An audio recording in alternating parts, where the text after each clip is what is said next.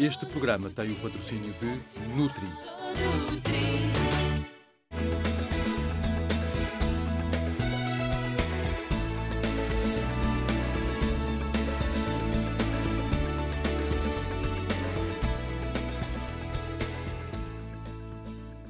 Olá, o Viva Saúde começa agora. Existem inúmeras doenças renais, algumas específicas deste órgão e outras que aparecem no encadeamento de doenças sistémicas. Num quadro evolutivo, podem dar lugar a uma progressiva deterioração do tecido renal, o que implica uma insuficiência irreversível do seu funcionamento. Quer saber mais? Então acompanhe a conversa com o professor Martins Prata, nefrologista. Professor Martins Prata, muito bem-vindo à Casa do Viva Saúde. Obrigado. Primeira vez que cá está connosco. É a primeira vez, espero que não seja a última. Claro que não. Uma vez que as doenças renais parecem suficientemente importantes e, inclusivamente, em África é uma expressão bastante grande. Portanto, penso que realmente será útil, de vez em quando, falarmos sobre doenças renais. Professor, sabemos que tem um percurso enorme dentro da área da nefrologia. Inclusive, foi a pessoa que abriu a cadeira de nefrologia na Universidade de Medicina de Lisboa. É verdade, pode falar-nos um bocado sobre isso? Eu primeiro fiz medicina interna, portanto, fiz toda a medicina interna nos Hospitais Civis de Lisboa e depois, como não havia nefrologia, e eu realmente gostaria, nefrologia é aquilo que estuda o rim, é a parte médica. Eu fui para a França e fui lá trabalhar e tirei lá a especialidade. E depois fui convidado para voltar, uma vez que não havia nefrologia na faculdade, e fui eu que fui organizar o serviço que há no Hospital Santa Maria, um serviço novo, e ao mesmo tempo a disciplina de nefrologia na Universidade de Lisboa. Pode então explicar-nos quais são as doenças renais? Olha, as doenças renais, e como disse logo no preâmbulo, são de dois tipos. Uma são doenças do próprio rim, isto é, são lesões do próprio rim. Outras, há uma doença sistémica, uma doença geral, e as mais importantes, já vamos falar delas seguramente, a hipertensão e a diabetes, que atacam vários órgãos, e um deles é o rim. Portanto, temos dois tipos de doenças. Uma que é do próprio rim, e que pode ser só o rim lesado, e depois são as doenças gerais que vão refletir-se, vão ter como alvo o rim, como tem outros alvos. Como sabe, a diabetes atinge muitos outros órgãos, atinge os olhos, atinge os vasos em geral. Pois, E tudo que tem vasos e muitos vasos, logicamente, vão atingir o rim. E o rim é um dos órgãos principalmente lesados na diabetes. Ao fim de uns anos, habitualmente 10, 14 anos, enfim, isso por média, quase todos os diabéticos têm lesões renais. Portanto, dois tipos de doenças. Isto é importante. Umas são do próprio rim e, portanto, o resto do organismo pode não ter nada. Outras são doenças de todo o organismo que têm um alvo, que é precisamente o rim. E as doenças que afetam diretamente o rim, que o alvo é o próprio rim, quais são as que nos pode referir? As mais importantes são a diabetes e a hipertensão, que são doenças frequentíssimas. E, portanto, logicamente, a doença renal também é muito frequente. Sim. Hoje em dia, há estudos feitos, por exemplo, nos Estados Unidos, pensa-se que à volta de 8% da população sofre de um certo grau de insuficiência renal. Repare, quando estamos a falar em insuficiência renal, é preciso que se perceba que estamos a falar de diferentes graus. Pode haver um grau ligeiro, um grau moderado e um grau muito avançado. Sim, sim. Implica outros tipos de tratamento, já vamos falar a seguir. Agora, o problema é que deste tipo geral de doença que atinge o rim, quer dizer, ou pouco ou mais grave, há cerca de 2% na América. E entre nós, aqui, por exemplo, em Portugal, pensa-se que há volta de 6 a 7% de pessoas têm um certo grau de deficiência de função renal. Portanto, é uma doença muito frequente, ao contrário do que as pessoas pensam. Era que eu lhe ia perguntar. É São muito doenças frequente. muito frequentes. Repare, se as outras também são frequentes, a diabetes e a hipertensão que lesam o rim, Claro, logicamente a doença claramente, renal também é são. muito frequente. E o diagnóstico nesse tipo de doenças é simples? É fácil de detectar? Repare, o grande problema da doença renal é que muitas vezes não dá sintomas. É evidente que há certas doenças, como as chamadas pedras do rim, os cálculos. Quem teve uma vez uma cólica renal nunca mais esquece na vida. Portanto, é uma doença que dá uma dor terrível que vai lembrar para toda a vida. Há outras que dão poucos sintomas. Dão muito poucos sintomas, mas é que é preciso estar muito atento, porque muitas vezes o que nós descobrimos, vamos descobrir que há uma doença renal, uma deficiência renal, é porque estamos a estudar outra doença. Por exemplo, suponho um hipertenso. Nós vamos estudar a hipertensão e depois fazemos algumas análises ao doente. E quando vamos fazer as análises ao doente, descobrimos uma ureia, que é a coisa mais frequente da análise. está alta. Então, aí é porque já há provavelmente uma insuficiência renal. Então vamos estudar. Uma anemia. Também pode dar? O rim é um órgão complicadíssimo. Repara, o rim, as pessoas pensam às vezes que o rim só elimina, quer dizer, e a pessoa urina só e é o efeito só. Sim, sim. E até pensa que quando a pessoa tem uma deficiência renal, que urina pouco. Não é verdade. Ou que A pessoa tem pode dor urinar de 2 urinar, litros alguma e coisa. ter uma grave doença renal. Pode urinar a quantidade que se quiser. Não é a quantidade que conta aqui, é a qualidade da urina, porque se a pessoa não elimina bem as coisas, elas ficam retidas. E como é que a pessoa consegue detectar isso no dia a dia se não tiver No dores? dia a dia, se tiver dores, se tiver, enfim, outros sintomas, repare, a maior parte dos sintomas da doença renal são sintomas de outras doenças. Quer dizer, se tiver uma diabetes, se não fizer análise, que faz com certeza, lá detecta a função renal. Pela ureia, depois há uma que é a creatinina, que é outra substância que se determina, que estão altas no sangue. Estão altas no sangue porque não são eliminadas. E porque o rim, portanto, não está a funcionar bem. Portanto, os sintomas, muitas vezes, suponha, o indivíduo tem uma anemia, está fraco, tem falta de força, dorme mal, vai estudar a anemia. E, por vezes, a anemia é devido ao rim. O rim é que regula a quantidade de sangue que nós temos. Quer dizer, quase todos os insuficientes renais graves são anémicos. Portanto, o rim é não só... O rim tem muitas funções. Regula a tensão arterial, regula a quantidade de sangue que temos, regula a quantidade de líquidos que nós temos. Sabe, professor, numa outra altura, aqui mesmo no programa, foi falado sobre a anemia e, por acaso, o doutor que falou era angolano e o que ele referiu foi que muita gente em África e em Angola acaba por ter anemia por causa do paludismo. Pois, isto é outra coisa é completamente diferente. Dos medicamentos que tomam. Aqui estamos para a falar, paludismo. uma anemia é uma falta, portanto, de sangue, digamos assim, em geral, uma quantidade de glóbulos vermelhos e podemos ter, porque não temos, por exemplo, matéria para os fazer, que é o ferro, por exemplo, suponho que Sim, falta de é ferro. das anemias mais frequentes, é uma Sim, anemia sim. por falta de ferro. É. Depois temos uma anemia por destruição dos glóbulos vermelhos. Eles formam-se, mas é o caso que aparece sobretudo no paludismo. E nesse No caso rim é por não formar. pode levar também as doenças de rim? Pode, Insuficiências renais? uma das coisas frequentes em Esse África tipo é de precisamente anemia? o paludismo dar doença renal. É uma das causas frequentes e que nós, por exemplo, aqui não temos. Daqui há uma diferença de importante patologia. referir. Há duas que são comuns. A diabetes é muito frequente em África, a hipertensão é muito frequente. muito. E tem uma característica que é interessante, sabe? É que há uma característica racial que há uma diferença no rim no sentido da proteção à hipertensão. Repare, a hipertensão está dentro dos vasos e lesa ao rim porque tem um impacto sobre os vasos do rim, lesando-os. Então há uma proteção maior, diferente de raça para raça, no sentido do rim se proteger. Isto é muito simples de explicar. Se há uma força, uma hipertensão arterial, se as artérias do rim se comprimirem, se apertarem um bocadinho, deixam o impacto da tensão arterial se fazer diretamente sobre o rim. E Sim. protege-o. Pois. Pois, mas há certas características raciais, por exemplo, da raça negra, tem menos capacidade Proteção? de se proteger. Daí tem mais facilidade de fazer doença renal pela hipertensão que tem outras raças, está a ver? Pois. Portanto, é muito frequente em África a hipertensão arterial e, por outro lado, estão menos protegidos da doença renal pela hipertensão arterial. Há uma diferença aí. A diabetes está então na origem da insuficiência A diabetes é, como sabem, uma epidemia e cada vez as entidades de saúde estão mais preocupadas. Porque a diabetes há diferentes tipos, há dois tipos essencialmente. O pâncreas é o culpado de não produzir insulina, mas há outra em que a pessoa tem, digamos, uma dimensão do corpo, de obesidade, superior às capacidades do pâncreas de produzir insulina para isso. Ele produz, mas há uma resistência a essa insulina. E todos estes tipos de doenças levam a lesões dos vasos, seja onde estiverem. Nos pés, nas pernas, nos olhos, é onde nós podemos ver, sabe, na diabetes, onde nós vemos as lesões dos vasos, é o que nós chamamos uma janela aberta, que é os olhos. Se virmos o fundo dos olhos, estamos a ver os vasos. É o único sítio que nós podemos ver vasos.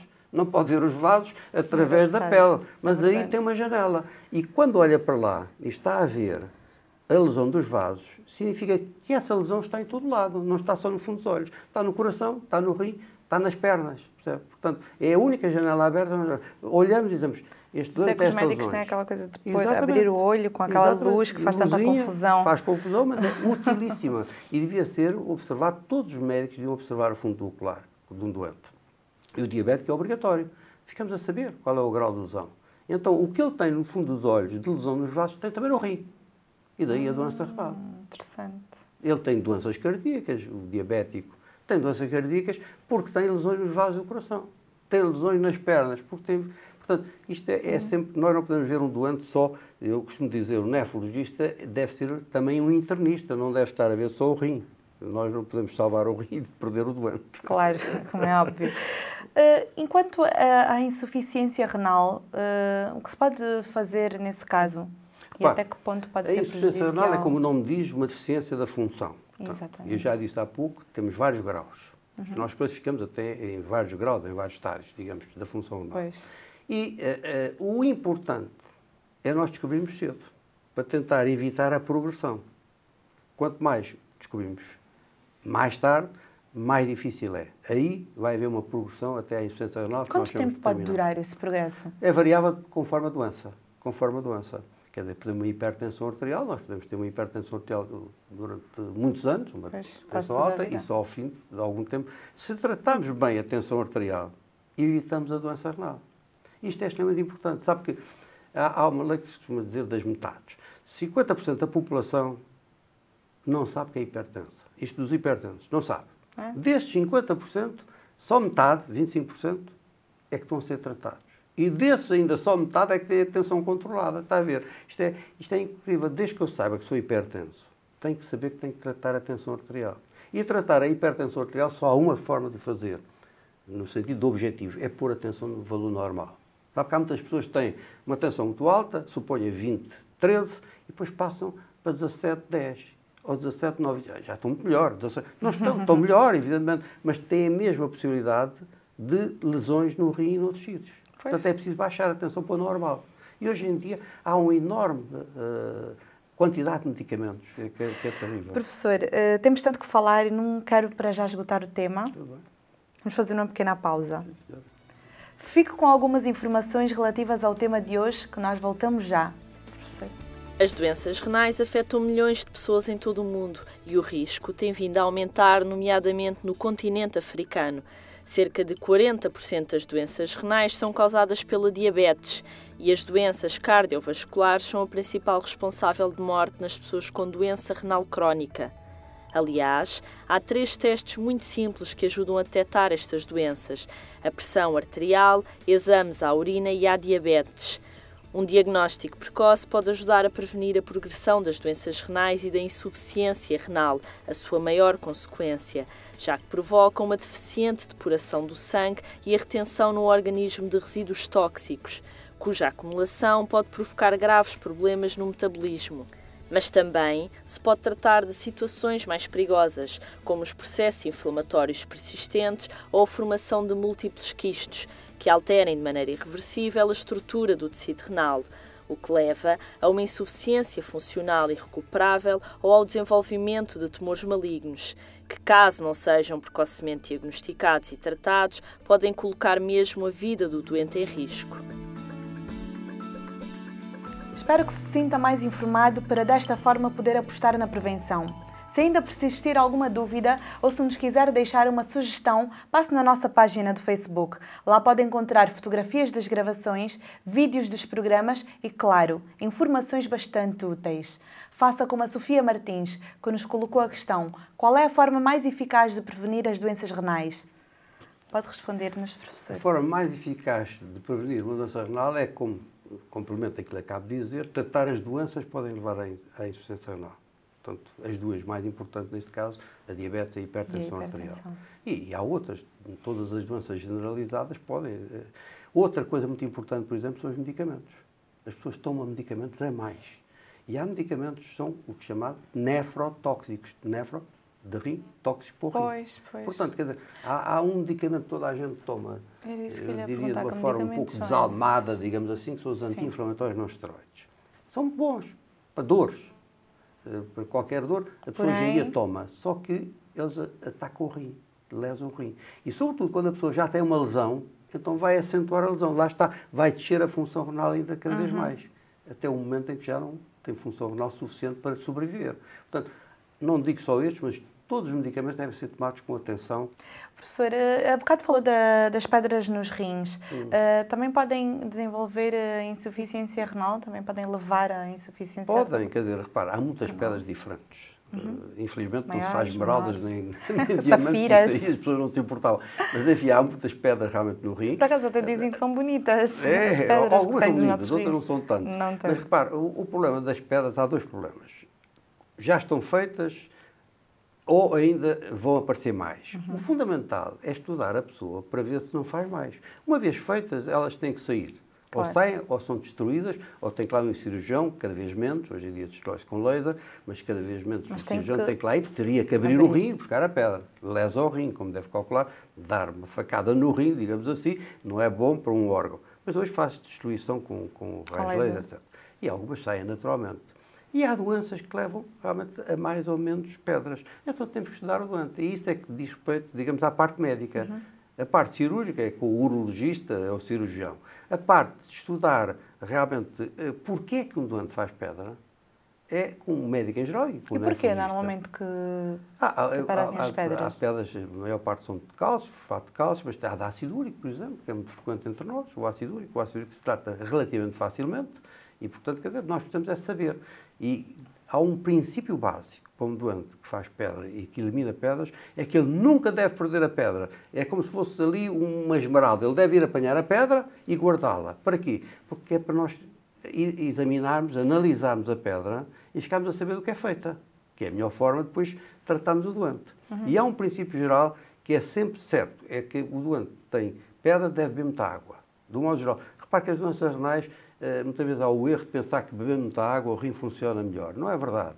Agora, há uma doença que é importante, que é, quando a pessoa faz pedras, diluir. Se diluir bastante, quer dizer, há uma tendência menos a precipitar.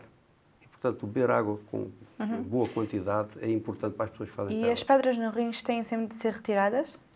Ou eliminadas com laser? Repare, Não se pode viver com uma pedra no rim? Pode, mas pode ter consequências. E há muitas pessoas que têm pedras e não sabem. Só quando fazem a primeira ecografia ou uma radiografia é que veem que têm pedras. Mas, repare, uma pedra... Podem aumentar também. Podem aumentar. Podem realmente dar maior facilidade de infecções, sobretudo quando há uma infecção, depois mantém essa infecção muitas vezes. Portanto, não é bom ter as pedras no rim. Mas, enfim, quer dizer, Claro. não é que realmente vá desenvolver uma insuficiência renal só por causa disso. E a diminuição do fluxo sanguíneo também pode levar à insuficiência Claro, renal? repare que todos os órgãos precisam de sangue e o rim tem uma enorme quantidade de sangue a passar. Uma grande parte do nosso débito cardíaco, que está a sair por minuto, passa pelos rins. Porque são órgãos muito, muito vascularizados e para funcionarem bem têm que ter uma grande quantidade de sangue. Sim. Quando por qualquer motivo para esse fluxo de sangue, por exemplo, uma insuficiência cardíaca grave, portanto, não chega lá ao sangue, o rim funciona mal. Logicamente, ele precisa de sangue para funcionar. Se há uma hemorragia muito grave, olha, os acidentes de viação, por exemplo, em que o doente, de repente, tem um grande Fica-se a acidente esvair e em tem uma sangue. grande hemorragia, há menos sangue, menos fluxo. E aí pode dar uma insuficiência renal aguda, que é diferente daquilo que estamos a falar, que é Era o que eu crónica. queria chegar. Qual é a Exatamente. diferença entre a aguda e a aguda, crónica? como o nome diz, é uma coisa rápida, é uma coisa que surge de repente. A crónica é uma coisa lenta, que vai progredindo. vai se A prolongando aguda pode durante transformar-se o em tempo. crónica. Se suponha Pois, um se caso, mantiver quer dizer, no uma grande faturar. hemorragia, cai o fluxo sanguíneo renal e o rim deixa de funcionar. E aí quase sempre, nem Isso sempre. pode ser rápido, não é? Pode ser Imediato. imediato. Por exemplo, uma pessoa que tem... Olha, antigamente acontecia muito nos abortos, por exemplo, quer dizer, em que a mulher tinha grandes hemorragias antes de ir ao hospital e tinha muitas vezes insuficiência renal. Só que, se nós rapidamente repusermos o volume de sangue, até com soros, protegemos o rim imediato. Portanto, por isso é que vê muitas vezes o INEMA e quando chega aí a um acidente, a primeira coisa que eles colocam é um soro a correr, para melhorar a circulação toda, não é só do rim, para melhorar a circulação. É logo das primeiras medidas. É isso, é preciso evitar que caia realmente o fluxo sanguíneo, que isso vai desencadear uma insuficiência renal aguda, de qual a pessoa pode morrer ou pode ficar com uma deficiência para toda a vida, ou pode recuperar completamente, felizmente. E a pielonefrite? Pielonefrite é uma infecção do rim. Tal como tem uma infecção de qualquer órgão, é uma infecção do próprio rim. Não tem nada a ver com o que se chama as infecções urinárias baixas, as cistites. Cistite é da bexiga, que é muito frequente nas mulheres. Sim, sim. Mais frequente, nos homens é rara. Mas aqui, a pielonefrite é uma doença muito grave, é uma infecção muito grave, que é ao nível do rim. É uma infecção localizada a um, raramente aos dois, mas pode ter também. E então aí é uma doença muito grave, muitas vezes necessita de internamento para se tratar rapidamente da pessoa e a pessoa... E trata-se como? Trata-se com antibióticos, bem entendido, fortes, de modo geral. São bactérias que estão num sítio que é preciso lá chegar e ter realmente uma atividade antimicrobiana forte e rápida e com uma boa hidratação do doente, etc. Portanto, e, sobretudo, perceber porque é que ele fez aquilo. Porque realmente a bactéria, repare, na cistite, a bactéria, a bexiga está perto do exterior, sobretudo na mulher, mas no rim não, no rim tem todo o ureter, tem todo, portanto é por via sanguínea a maior parte das vezes que lá chega, portanto temos de saber porque é que andava uma bactéria a circular e foi lá cair e foi fazer aquela infecção. São doenças muito diferentes e dá sintomas de febres altíssimas, com picos de febre muito altos, arrepios de frio, e dá uma dor intensa no rim. E não é nada como infecção urinária, que é tudo cá para baixo. Pode levar a um transplante do rim? A insuficiência renal, atenção, quando nós estamos a falar em transplante ou outra, digamos, terapêutica de substituição da função renal, terapêutica que substitui a função do rim. Quando a insuficiência renal crónica chega a um grau em que aquela função já não é capaz de manter o doente em vida, porque ficam muitos toques em circulação, o indivíduo é como se estivesse intoxicado, nesse caso temos que proceder a outro tipo de tratamento. Temos que substituir o rim. A melhor forma é pôr lá um rim. O melhor, a transplantação é a melhor forma de terapêutica de substituição, isto é, porque dá melhor qualidade de vida ao doente e sobrevivência. Como é efetuado esse processo? O processo há duas formas. Tem o dador vivo, que é um dador que dá o rim, ou um dador cadáver, que é o que é mais habitual. E todo mundo é compatível? Não, infelizmente não, quer dizer, temos que ver a compatibilidade. Quer dizer, como? Fazem-se estudos do grupo sanguíneo, que é o primeiro, mas esse é o mais simples, depois fazem-se grupos de outros tecidos, e só depois do estudo dos tecidos é que a pessoa transplanta realmente então um é tipo. difícil. E o que se faz é assim, Pode quando há um cadáver, colhe-se tecidos, estes tecidos são imediatamente examinados, um chamado lusotransplante, que é um laboratório dedicado a isto, e ele diz qual é a tipagem. A tipagem são o tipo de tecidos que ele tem, os tipos de anticorpos, enfim, não vale a pena especificar muito. E vai ver quais são os receptores, os indícios que estão em lista de espera mais parecidos. Isto é tudo feito automaticamente. Os médicos não vão escolher o doente. É pela tipagem de tecidos que se vai escolher qual é o doente. E depois aparecem 3 ou 4. E desses 3 há depois fatores, enfim, a idade. Professor, mas tem que se ficar, tal como referiu, tem que se ficar numa lista de espera. Tem uma lista de espera. Mas isso sempre, ou mesmo para aquelas pessoas, suponhamos que têm uma capacidade monetária muito alta? Não, para... aqui não há capacidade monetária. Não há nenhuma capacidade monetária, ninguém quer saber disso, porque são iguais todos. Há uma lista de espera, a lista de espera está toda localizada num laboratório, que é o Lusotransplante, que está em ligação até com outros países. Há o Eurotransplante, por exemplo, também. Se nós tivermos um rim que é semelhante a um francês, por exemplo, e que ele tem determinadas características especiais, que precisa daquele rim, que é compatível, é igual. Qual é o mais especial, o mais difícil de transplantar? Mas, do modo geral, que todos, não é dificuldade, não é cirúrgica, deixe-me dizer. A cirurgia é relativamente fácil. Pois. Depois, o importante é manter o doente, manter o rim viável, saudável. Porque, reparem, todos nós temos tendência a rejeitar. Por isso é que não temos infecções todos os dias, porque as bactérias pululam à nossa volta. Nós defendemos destruindo-as. O rim que nós colocamos num doente não é do próprio tecido dele. Portanto, ele vai reconhecer que é alguma coisa estranha e vai tentar lançá-lo fora, vai rejeitá-lo. Lançá-lo fora é só uma imagem. Vai rejeitá-lo. E é isso que nós temos que impedir. Ora, há 43 anos tínhamos muito poucas medicações, poucos medicamentos. Hoje temos medicamentos muito melhores, medicamentos que evitam essa rejeição. Portanto, o doente transplantado tem que tomar toda a vida medicamentos. É? Tem. São um determinado número de medicamentos. Que é para evitar a rejeição. Porque senão, se ele parar, ele rejeita. Então acaba por ser sempre um corpo estranho. É sempre. Ele nunca toda a vida. Ele nunca será, só se for um gêmeo. Os primeiros transplantes, é interessante a história, os primeiros transplantes foram feitos ao mesmo tempo nos Estados Unidos e na Europa. Combinaram. Eu, aliás, trabalhei com o cirurgião que fez o primeiro transplante. Como se chama? Foi René Kuss, em Paris. Era um médico extraordinário, eu tive imenso gosto em trabalhar com ele. Ele era urologista, nós trabalhávamos também em serviços comuns. E ele fez ao mesmo tempo em Paris o que fez um americano do outro lado.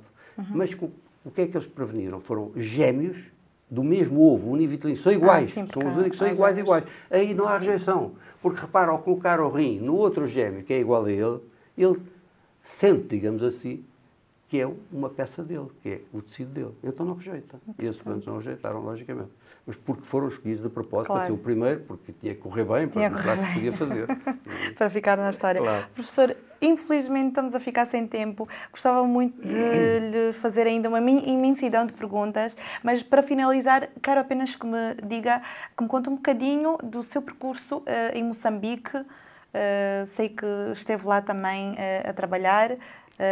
Dentro da área em que da nefrologia. Está Isto passa-se há muitos anos, na década de 70, penso que foi à volta de 78, à volta disso, em que houve uma parceria entre a Faculdade de Medicina de Lisboa e a Faculdade de Medicina de Maputo. E houve essa colaboração. E a certa altura foi perguntado aos professores da faculdade quem é que quereria começar. E eu, que tenho um gosto enorme por África, tenho realmente um enorme, sempre gostei muito da África, disse logo que eu ia. E fui o primeiro a ir, levei um assistente meu, e com a colaboração de 3 médicos de lá, que são vivos ainda, o Dr. Patel, o Dr. Aires Fernandes, o Dr. Zilhão, que foi a ser ministro, fizemos um curso para os alunos e para os médicos recém-formados. Foi uma experiência espantosa. Por um lado, eu aprendi também. Repare que eu fui para ensinar, mas também a patologia africana para mim foi muito útil. E no pouco tempo, enfim, que lá estive, foram aulas, aulas práticas, fazíamos uma visita à enfermaria, onde eu vi patologia renal imensa, que via muito pouco cá, e por outro lado, enfim, foi um contacto extremamente útil, porque eu aprendi, como digo, também espero que tenham... E mais tarde, alguns desses médicos vieram trabalhar a Lisboa, ao meu serviço, e tiveram cá um tempo, e depois voltaram, já com algumas técnicas, inclusive técnicas que faziam a biópsia renal, que era um fragmento do rim para examinar. A certa altura eles faziam lá a biópsia, e como não tinham um médico para examinar, o anatomopatologista, mandavam-no de avião para cá. E nós víamos e mandávamos este tipo de colaboração extremamente útil. Eu não tive só em Moçambique, já agora tive também em Cabo Verde e São Tomé e Príncipe, no sentido de verificar o que é que se podia fazer pelos doentes renais. Porque os doentes renais vêm para cá para ser dialisados e transplantados. E fizemos também uma incursão nesses países e com uma experiência muito enriquecedora para mim. Ok, professor, tivemos muito gosto em tê-lo cá e esperamos que venha numa próxima vez falar sobre outro tema, com certeza, fruto da sua larga experiência, terá muito para nos passar. Tenho muito gosto, sempre que quiser. Se quiser ver o programa com mais calma, é fácil. Basta ir ao nosso canal do YouTube. E agora, retenha o mais importante do tema abordado. Existem inúmeras doenças renais que prejudicam o funcionamento dos rins. No quadro das principais causas encontram-se a diabetes e a hipertensão arterial. As disfunções renais raramente manifestam sintomas, o que torna o diagnóstico difícil.